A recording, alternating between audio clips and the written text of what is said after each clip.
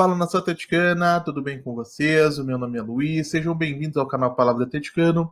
E no vídeo desse domingo a gente vai falar da vitória do Atlético Paranaense sobre o Independente São Joséense, que garantiu ao Furacão a liderança da primeira fase do Campeonato Paranaense de 2024. Então fiquem comigo que logo depois da vinheta a gente volta para falar sobre tudo o que aconteceu nessa partida.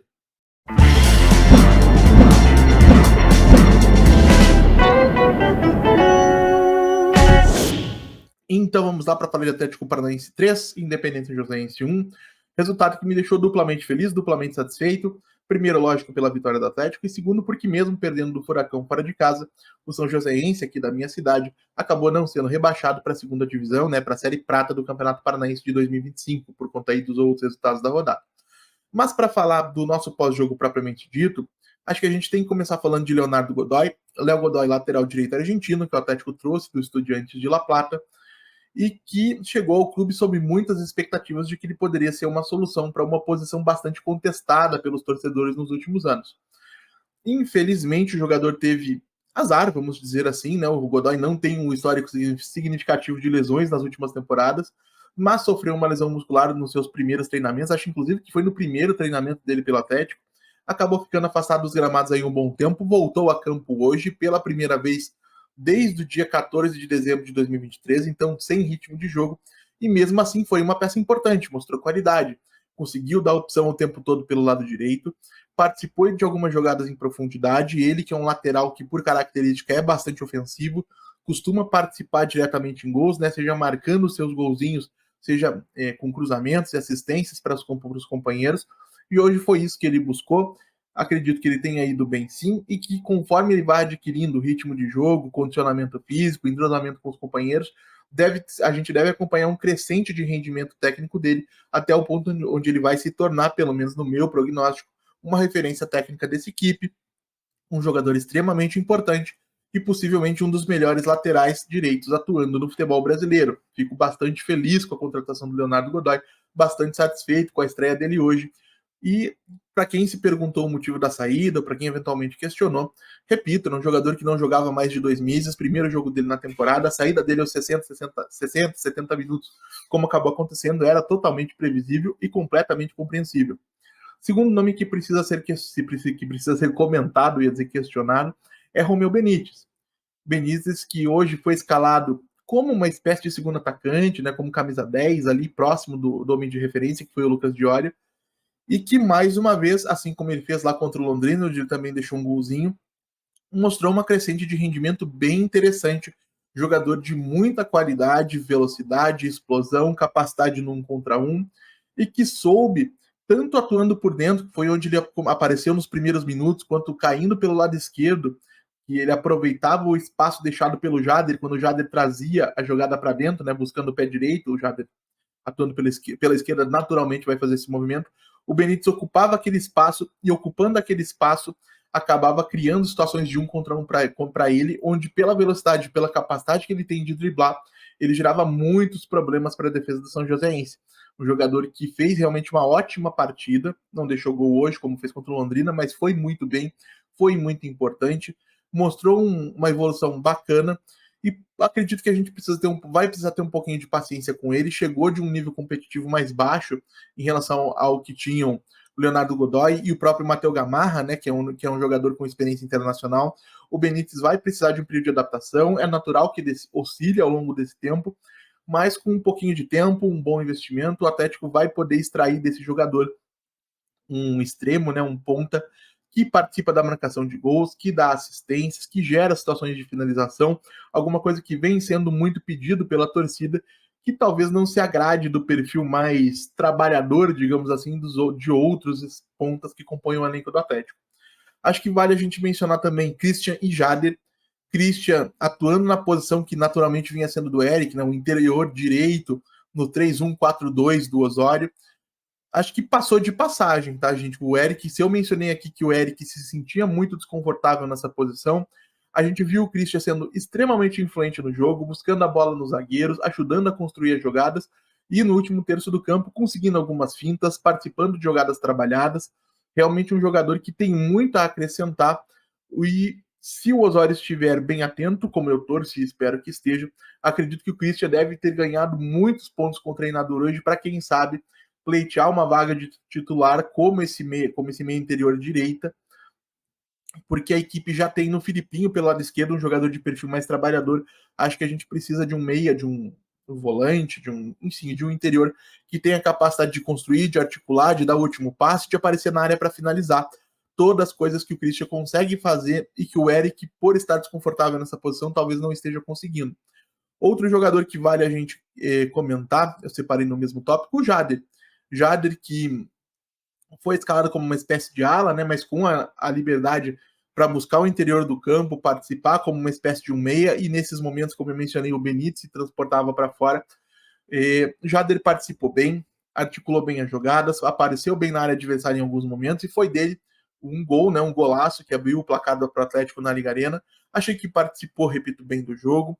Pode ser uma alternativa importante aí ao longo da temporada. Não digo como titular, não digo como um reserva imediato, como alguém que vai entrar e decidir partidas, mas um jogador que, pela juventude, pela versatilidade, pela identificação que tem com o clube, né, um jogador formado pelo Atlético, pode sim ser um ganho importante para um elenco que vai sofrer não, vai passar por muitas rotações por conta da característica da metodologia de trabalho do Osório. Então, muitos pontos para o Christian, também muitos pontos para o Jader. E falando em muitos pontos, vamos falar de Lucas Diori, o jogador que criou aí uma certa polêmica nas redes sociais, porque ao mesmo tempo que jogou muito mal, pelo menos essa é a minha avaliação, no primeiro tempo, especialmente todas as bolas que passaram por ele, as jogadas acabaram morrendo nele, né?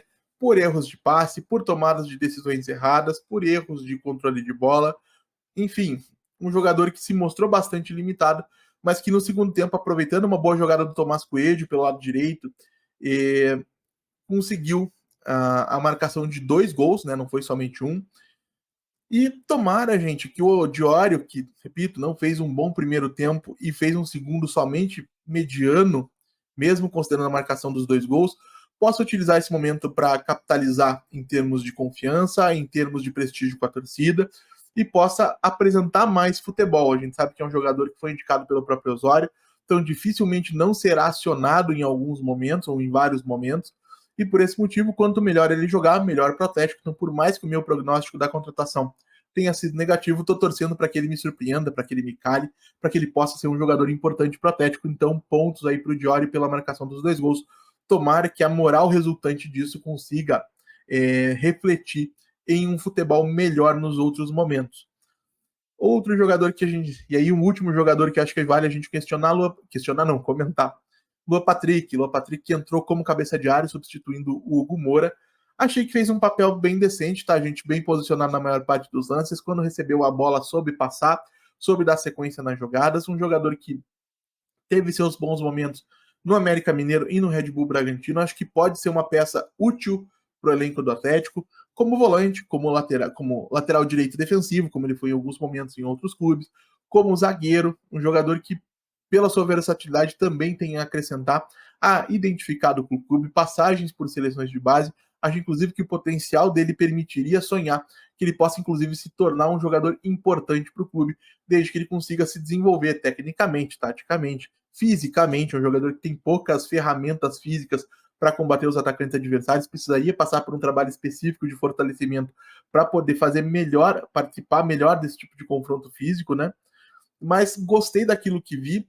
Não digo que ele tenha ganhado muitos pontos, mas certamente não perdeu nenhum e acumulou alguma coisa em relação aí à comissão técnica, que acho que deve dar a ele outras oportunidades nas próximas partidas.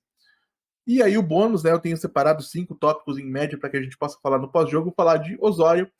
Acho que a semana de trabalho se fez sentir, especialmente no primeiro tempo, onde o Atlético dominou o São Joséense, teve mais de 70% de posse de bola, 17 finalizações a 2, né, no total. Então, um time que dominou, controlou a posse de bola, criou oportunidades para finalizar, poderia ter voltado para o intervalo, né, do primeiro para o segundo tempo, já com os 2 ou 3 gols de vantagem, não fossem as oportunidades desperdiçadas.